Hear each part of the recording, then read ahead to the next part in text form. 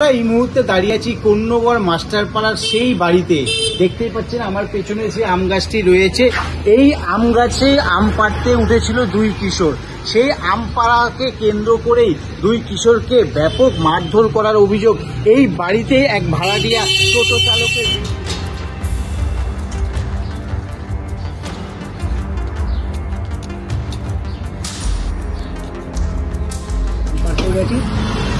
যে আম গাছের যে মালিক আছে, তাই সেই বাড়িতে একজনের টোটো ভাড়া থাকে, ঠিক আছে।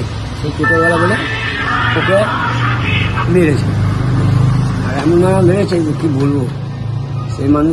সে মানুষ না। কেন সে ওইভাবে মারে একটা বাচ্চা ছেলেটা আম চুরি করতে গেলে?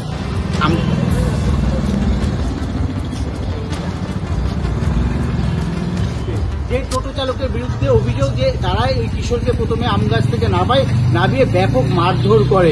একজনের অবস্থা আশঙ্কাজনক অবস্থা, তাকে কলকাতা মেডিকেল কলেজ হাসপাতালে ভর্তি করা হয়েছে। আর এক কিশোর যেহেতু সেই সময় পালিয়ে গিয়েছিল, তাই সে কোনো রকমে বেঁচে গিয়েছে।